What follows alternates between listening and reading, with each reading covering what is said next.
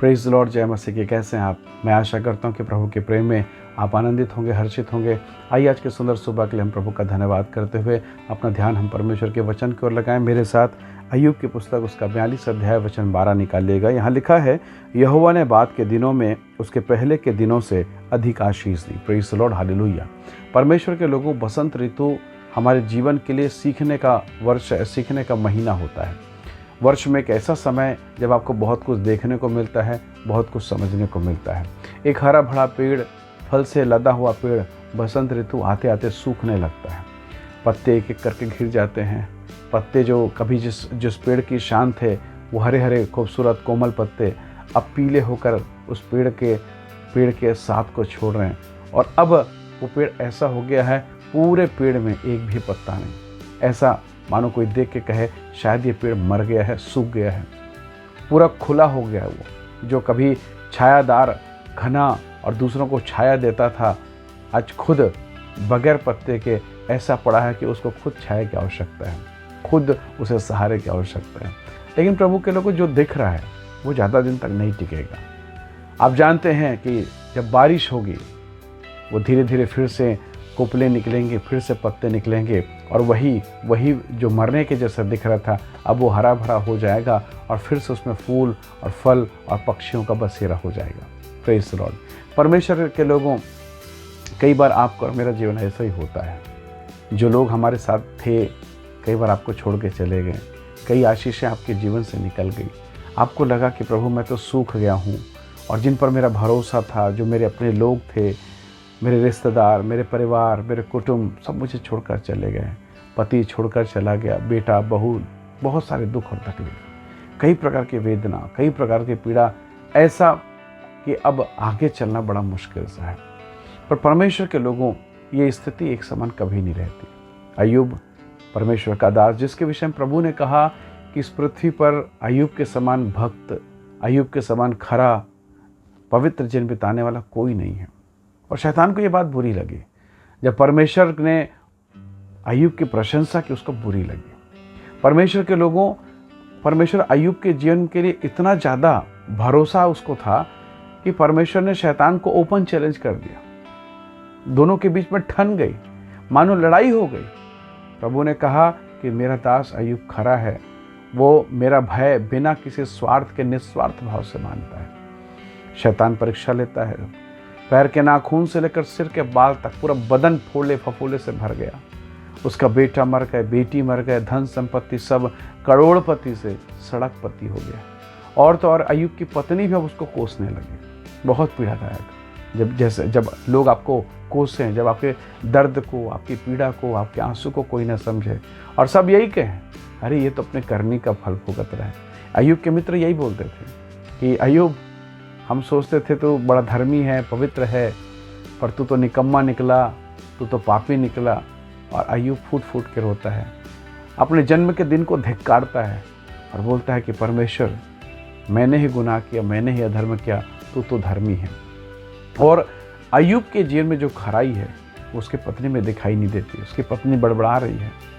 कई बार बड़ा तकलीफ होता है कि जिस पर आपको भरोसा हो, आप पर बड़बड़ाएं, कुड़कुड़ाएं। जब लगता है कि ये मुझे सहारा देगा, ये मेरे आंसू पोंछेगा, ये मेरी सहायता करेगा, और वही आपके विरोध में बोले, तो बड़ा तकलीफदायक है।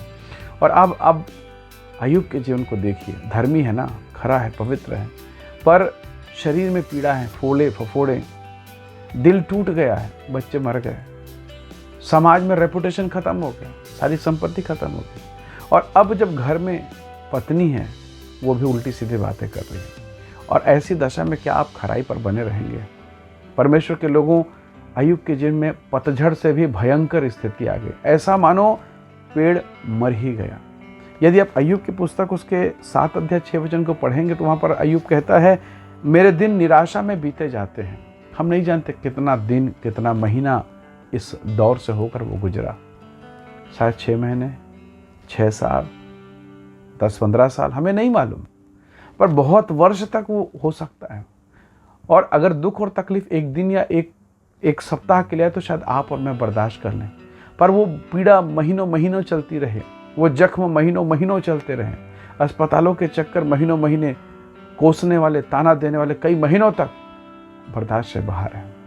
पर बाइबल कहती है परमेश्वर का दास अय्यूब सहता रहा, प्रभु के प्रेम में बना रहा, परमेश्वर की मौजूदगी में बना रहा। उसके मित्र शैतान उसके पीछे, मित्र उसके पीछे, पर उसने हिम्मत नहीं खोई। जैसे बसंत की ऋतु में बारिश आता है, वैसे अय्यूब के जीवन में परमेश्वर के अनुग्रह की बारिश हुई। परमेश्वर का वचन कहता है जो कुछ शैतान ने बिगाड़ा था, जो कुछ भी, उसका दुगना परमेश्वर ने उसे दे दिया। Praise the lord, hallelujah. और अब परमेश्वर का दास अय्यूब कहता है कि यहोवा ने बाद के दिनों में उसके पहले के दिनों से अधिक आशीष दी। परमेश्वर के लोगों, प्रभु के बेटा और बेटियों, हो सकता है इस कोविड में, लॉकडाउन में, महामारी में, पीड़ा में, हो सकता है आप बहुत पीड़ा से होकर गुजर रहे हैं।